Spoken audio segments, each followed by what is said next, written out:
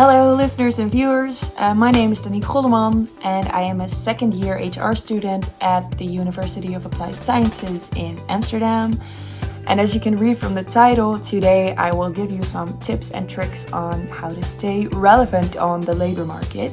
Staying relevant on the labor market can be a little hard when you get older and when your retirement is on the horizon.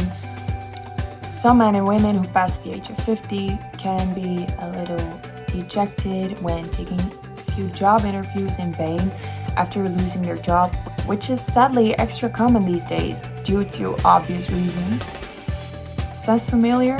In that case, keep watching because I'm about to tell you the most relevant things you really need to know if you are frequently dealing with this struggle of being rejected because of your age after taking a job interview.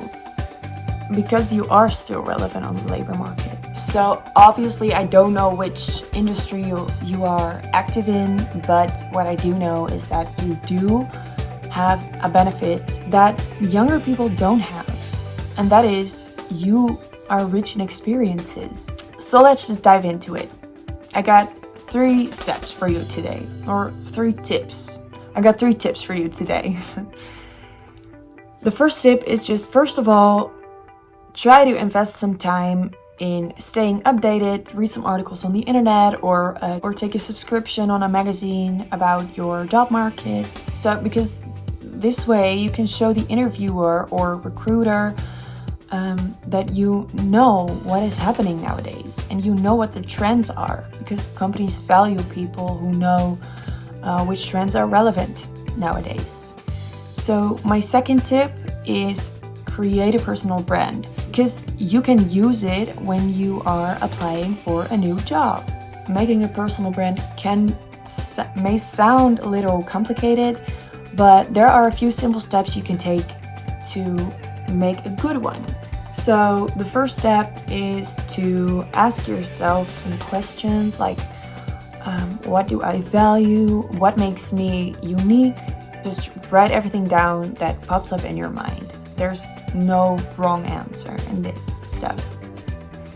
So the second step is to think about how you want others to see you.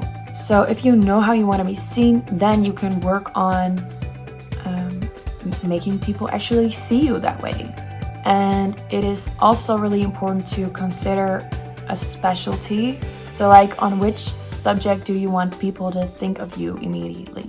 Determining a specialty may sound a little limiting or feel a little limiting, but it does give you a much better focus, because this will yield more benefits for you and for your brand in the long run, and that's obviously what you want.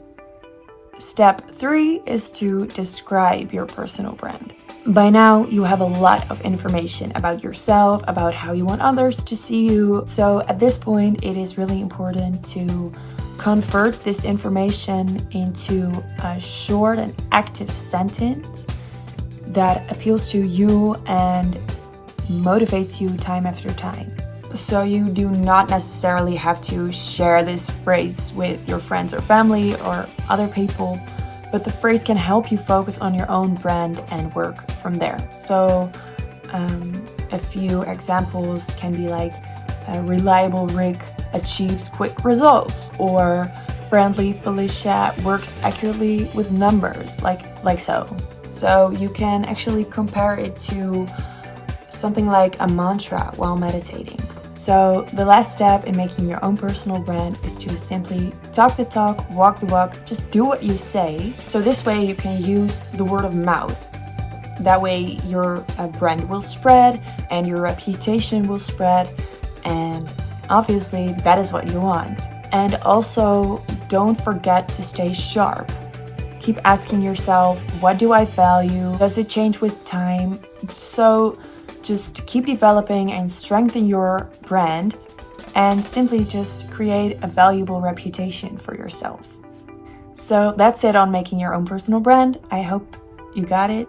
The last step I have for you today is to train your skills. This may sound a little familiar to the first tip I gave you today, but this is actually a little different, because you can train your skills by taking courses. For example, in social media or mindfulness or customer intimacy or time management or customer focus. Because when you choose to take a course in a verified and approved institute, your certificate can be really, really valuable on your resume. So yeah, that's a big tip. So that's it for today's tips. I genuinely wish you the best of luck on finding a new job that makes you happy, that is fun. And with that, I really hope that you will benefit from my tips.